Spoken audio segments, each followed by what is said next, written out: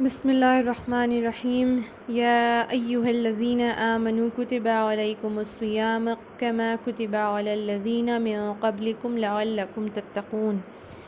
اے ایمان والو، تمہارے لیے روزے فرض کر دیے گئے ہیں جس طرح تم سے پہلے نبیوں پر یہ فرض کیے گئے تھے۔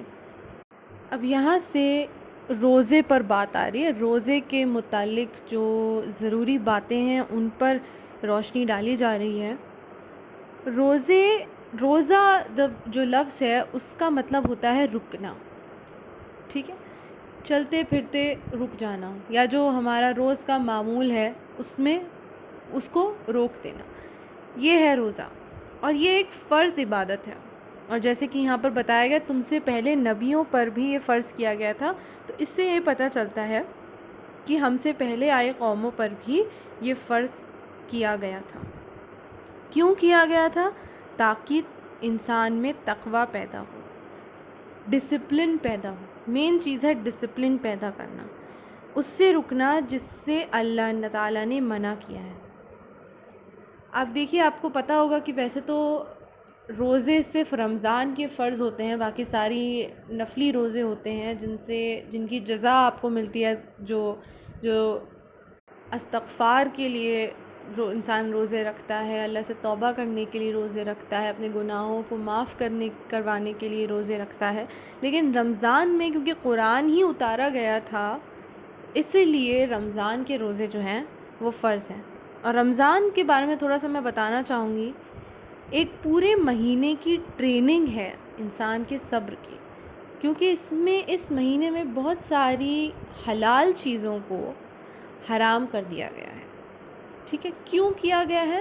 تاکہ انسان کو اپنی نفس پر کنٹرول پانا، قابو پانا آئے، اسے روکنا آئے، اپنی ڈیزائرز کو روکنا آئے، قابو میں کرنا آئے۔ تو یہ ایک مہینے کی ٹریننگ ہے صبر کی۔ تو ایک وہ سمپل فنڈا ہے کہ ابھی آپ اس کو ڈیولپ کریں اور پھر اس کو آگے اپنی زندگی میں یوز کریں۔ Develop now and use it for the rest of your life.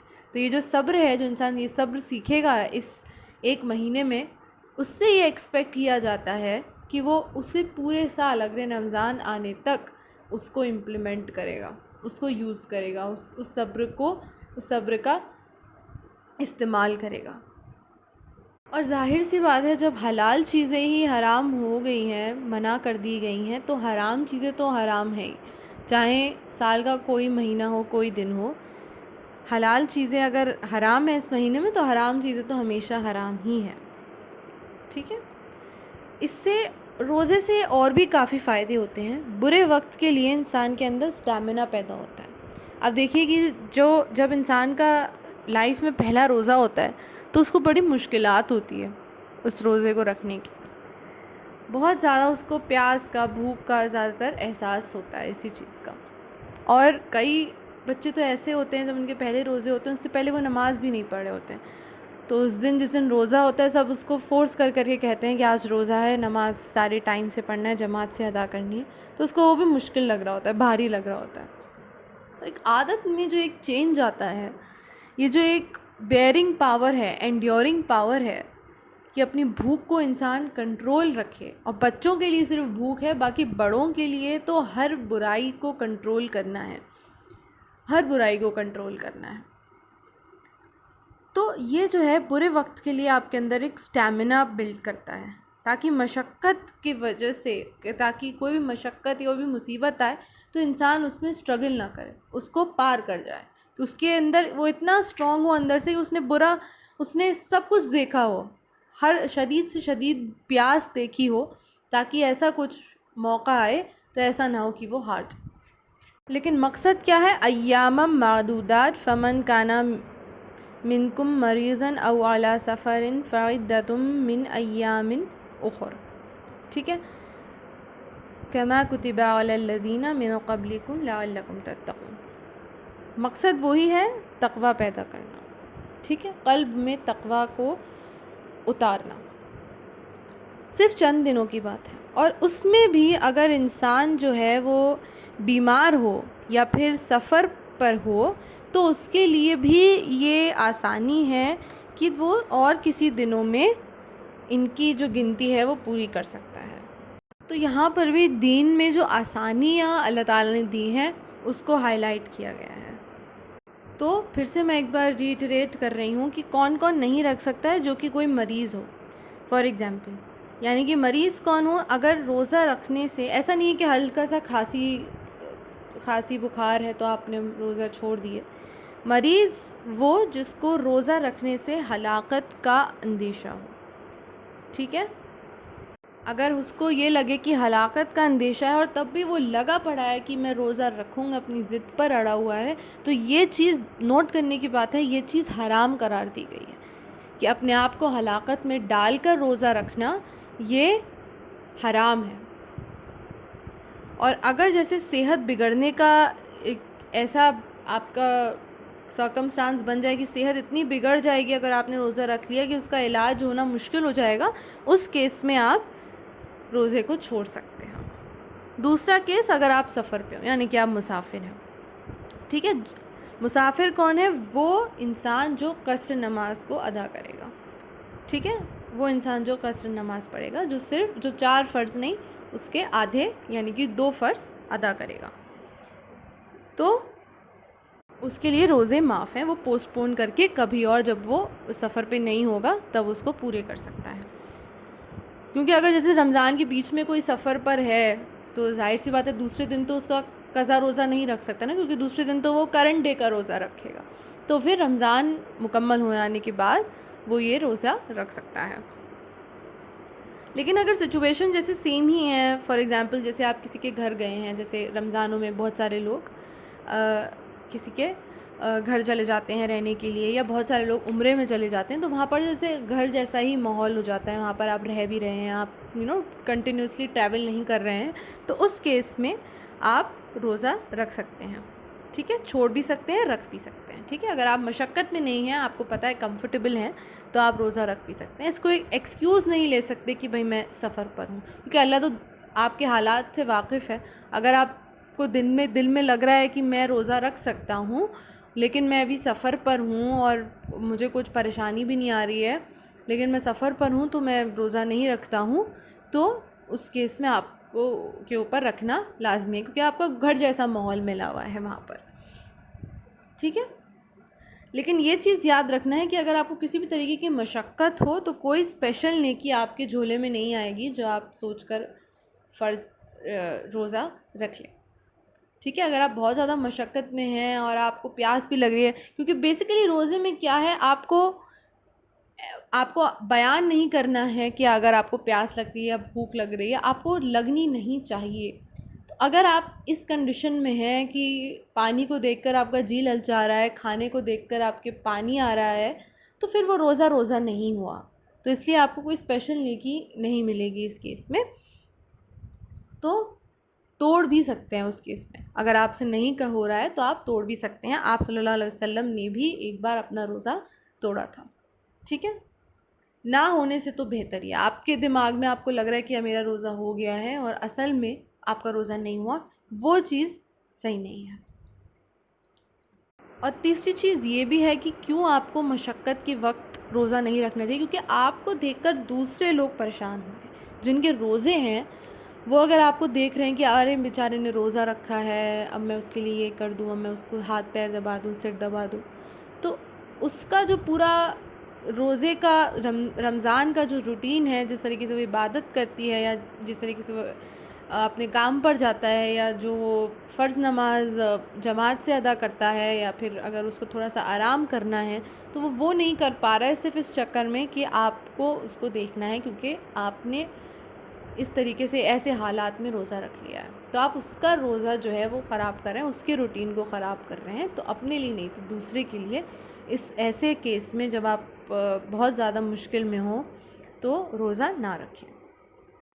یا پھر ایک اور کیس بھی ہو سکتا ہے کہ جس کیس میں آپ روزہ نہیں رکھیں، وہ یہ ہے کہ بڑھاپا آ گیا، بہت زیادہ بڑھاپا آ گیا، اور ایسی دوائیں ہیں جو آپ کو روز کھانا ہی کھانا ہے، نہیں تو آپ بہت زیادہ پریشانی میں آ جائیں گے، یا پھر آپ کے لیے رسک لینا ضروری ہے، نہیں تو جسم میں کمزوری آ جائے گی اور پھر وہی ہلاکت کی بات میں دوبارہ سے یہاں پر بولوں گی کہ ہلاک ہونے کا اندیشہ ہے، تو اس کیس میں کوئی اگر سکوپ ہی نہیں ہے ریکوری کا، تو اس کیس میں آپ کو اپنا روزہ ہمیشہ کے لیے قضا کرنا ہوگا، ٹھیک ہے؟ اس کیس میں آپ گنتی پوری نہیں کر سکتے، ٹھیک ہے؟ یا پھر اگر کوئی سپوز پریگننٹ ہے، ٹھیک ہے، کوئی عورت پریگننٹ ہے، ویسے تو یہ ہے کہ وہ بعد میں بھی رکھے اپنا جو روزہ ہے قضا، کیونکہ وہ بعد میں رکھ سکتی ہے جب وہ صحت مند ہو جائے. یا پھر جو جیسے فیڈنگ مدرز ہوتی ہیں ان کو یوزلی بول دیتے ہیں کہ آپ کمزور ہیں، آپ کے لیے کھانا بہت ضروری ہے تاکہ بچہ جو ہے اس کو پراپر نیوٹریشن ملے، تو اس کیس میں وہ بھی چھوڑ سکتی ہیں، لیکن بعد میں رکھنا ضروری ہے. تو جو انسان لیکن اگر کوئی گنتی پوری نہ کر سکے یا نہ رکھ سکے، بعد میں اس کو لگ رہا ہے کہ میں نہیں رکھ سکتا ہوں، بعد میں میرے پاس آپشن نہیں ہے، اب تو ڈیٹریوریٹنگ ہی ہے کنڈیشن، یا پھر کبھی کبھی ایسا ہوتا ہے کہ جو مدرز ہوتی ہیں وہ بہت زیادہ ویک ہو جاتی ہیں ڈیلیوری کے بعد، تو ان کو بھی منع کر دیا جاتا ہے. تو اس کیس میں ان کو پتہ نہیں ہے کہ میں کب رکھ پاؤں گی، کب نہیں رکھ پاؤں گی، زندگی بخیر رہے گی یا نہیں رہے گی. تو اس کیس میں جو لوگ گنتی پوری نہیں کر سکتے وہ اس چیز کا فدیہ دیتے ہیں، ٹھیک ہے؟ کیونکہ مریض مسافر کا تو یہ ہے کہ 1-2 روزے چھوٹیں گے، اس کے بعد وہ رکھ سکتی ہیں.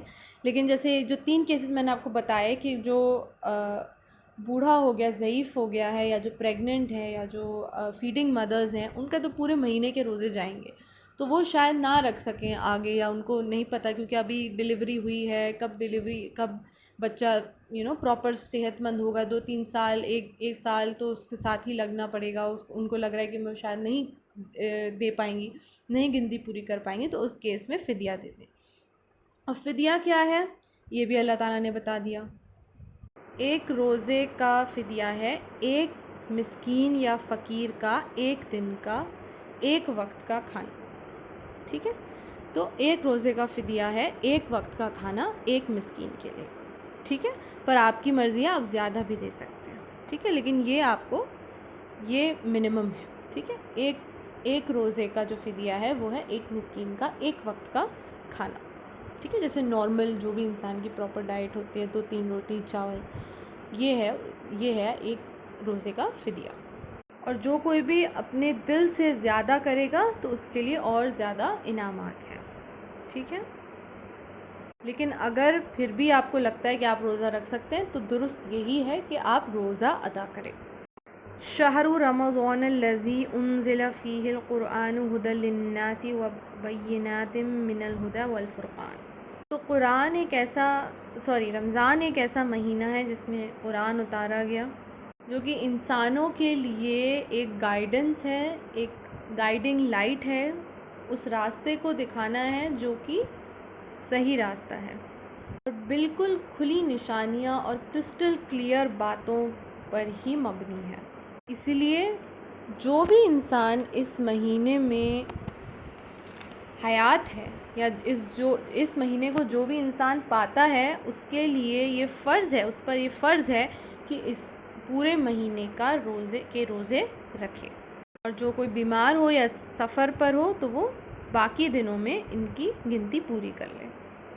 اللہ تمہارے ساتھ نرمی کرنا چاہتا ہے، سختی نہیں کرنا چاہتا، ٹھیک ہے؟ تو ہمیں پتہ چلی گیا کہ کس طریقے سے اللہ تعالیٰ نے دین میں آسانیاں ہمارے لیے دے دی کہ کون جو نہیں رکھ سکتا وہ کیا کرے، ٹھیک ہے؟ ایسا نہیں کہا کہ تم بیمار ہو یا جیسے بھی ہو تو روزے تو رکھنے ہی ہیں، ٹھیک ہے؟ تو جو تمہیں طریقہ بتایا جا رہا ہے اس طریقے کے حساب سے گنتی پوری کرو یا فدیہ دو، جیسا بھی تمہارے کیس میں سوٹیبل ہوتا ہے. اور اللہ تعالیٰ نے جو تمہیں راستہ بتایا ہے اسے تم اپنا لو اور اس کے فرما بردار بندے بن جاؤ. اور پھر کیا بتایا؟ یرید اللہ بکم الیسر ولا یرید بکم العسر ولتکملوا العدۃ ولتکبروا اللہ علی ما ھداکم ولعلکم تشکرون. اور اے نبی، میرے بندوں، اگر تم سے پوچھیں کہ میں کون ہوں، اگر تم سے اللہ کے بارے میں پوچھیں تو انہیں بتا دو کہ اللہ پاس ہی ہے، اللہ قریب ہی ہے. جب پکارنے والا جب کبھی بھی اللہ کو پکارتا ہے تو وہ اس کی پکار کو سنتا ہے اور جواب بھی دیتا ہے. سبحان اللہ.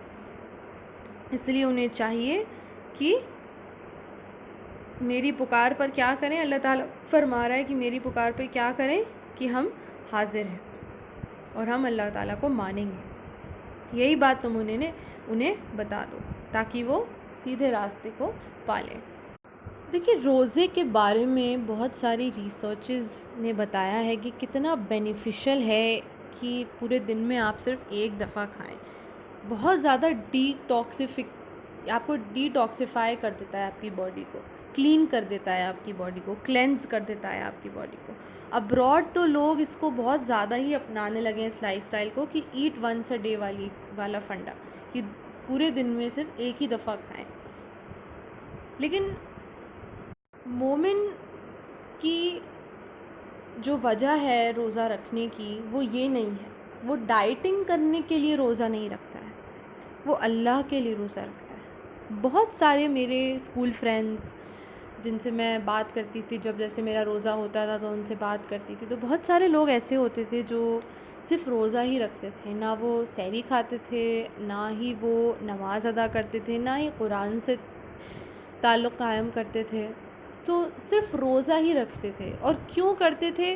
کیونکہ ان کو یہ ایکسکیوز لگتا تھا نہ کھانے کا. کیونکہ جیسے بہت سارے بچے ڈائٹنگ کرتے تھے تو ان کی ممیاں ان کو زبردستی جو بھی نیوٹریشس چیزیں ہیں وہ دیتی تھی کھانے میں, وہ چھوڑ دیتے تھے کیونکہ وہ ڈائٹنگ کرنا چاہتے تھے. تو یہ ان کو ایک اچھا بہانہ مل جاتا تھا کہ کھانے سے پیچھا چھڑانے کا, کہ ہمیں کھانا نہیں ہے کیونکہ ہم ابھی ویٹ لوز کر رہے ہیں. اور ویسے بھی اگر دیکھا جائے تو نہ کھانا از ناٹ ایکول ٹو روزہ رکھنا. لوگوں کو لگتا ہے کہ اگر ہم کھانے سے رک گئے تو ہمارا روزہ مکمل ہو گیا. روزہ مطلب ہر بری چیز سے رکنا. کھانا بری چیز نہیں ہے, لیکن ہر حرام چیز سے تو آپ رکیں گے نا. وہ تو عام دنوں میں بھی رکیں گے, لیکن یہاں پر تو آپ کو اسپیشلی خیال رکھنا ہے. گانے تو وہ دیکھ رہے ہیں, ڈانس تو وہ کر رہے ہیں, گالی تو وہ دے رہے ہیں, غلط چیزیں فون پہ تو وہ دیکھ رہے ہیں. تو یہ کس چیز کیسا روزہ ہے؟ یہ صرف نہ کھانا یہ روزہ نہیں ہوتا ہے. لوگوں کو بہت آسان لگتا ہے کہ ہم پورے دن بھوکے ہیں, ہمیں کرنے کو کچھ نہیں ہے, تو ہمارا روزہ میں بھی گنتی ہوگی اور ہمیں کچھ کرنا بھی نہیں پڑا. تو روزہ یہ تھوڑا نہ ہے. ہر غلط چیز سے اپنے آپ کو روکنا یہ روزہ ہے. تو یہ ایک پوائنٹ میں پٹ اکراس کرنا چاہ رہی تھی. اور اس کے علاوہ اس کے برعکس ایک اور پوائنٹ ہے جو میں یہاں پر مینشن کرنا چاہوں گی, کیونکہ روزے میں کیا ہوتا ہے یوزلی جب آپ روزے میں ہوتے ہیں تو یہ بہت نیچرل چیز ہے کہ کھانے پینے کی طرف انسان بہت زیادہ رجوع کرتا ہے. اگر وہ بازار سے بھی جا رہا ہے, اس کو پھل دکھ رہے ہیں, اس کو من کر رہا ہے کہ میں پھل خریدوں, تمام چیزیں لے لیتا ہے. اگر وہ جا رہا ہے پکوڑے دکھ رہے ہیں تو وہ گھر پہ پکوڑے لا رہا ہے. یا گھر میں بھی جو لوگ رہتے ہیں کھانا پکاتے ہیں تو ان کا بھی زیادہ سے زیادہ یہی ٹرائی ہوتا ہے کہ زیادہ سے زیادہ چیزیں دسترخوان پہ بڑھ جائیں. اس میں کوئی برائی نہیں ہے, بہت اچھی چیز ہے انسان روزہ خوشی خوشی اور اچھی چیزوں کے ساتھ کھولے.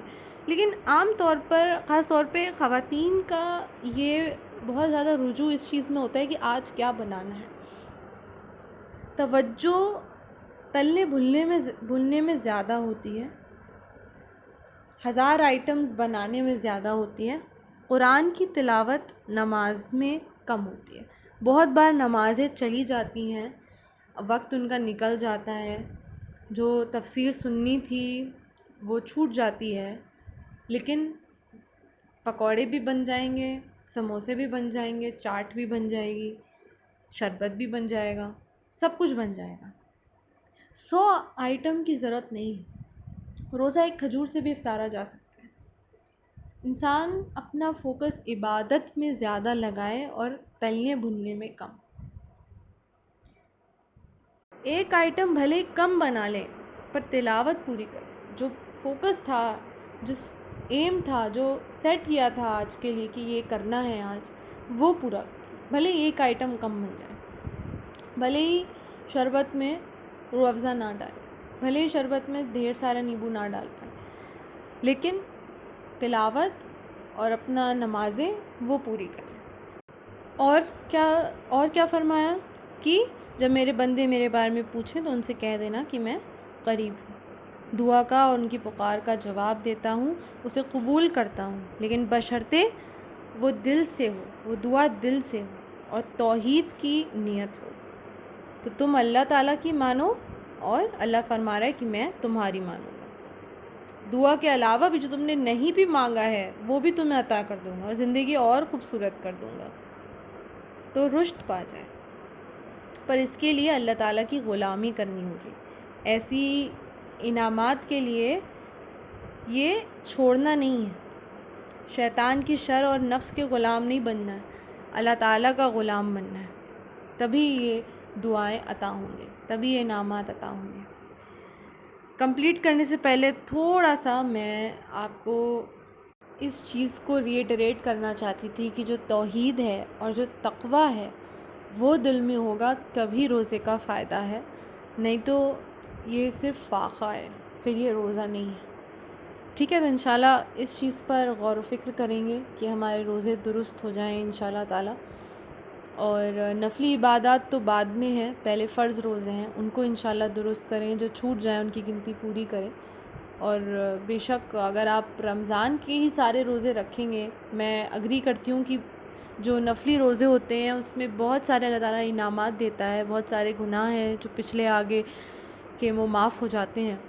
پر اگر انسان نے دل سے شدت سے رمضان کے سارے دنوں کے روزے رکھ لیے اور تمام استغفار کرا تو انشاءاللہ تعالیٰ وہ بھی کافی ہو جائے گا اللہ تعالیٰ تک اپنی بات کو پہنچانے کا، اللہ تعالیٰ کا قرب نصیب ہونے کا، بہت وہ کافی ہو جائے گا انشاءاللہ تعالیٰ۔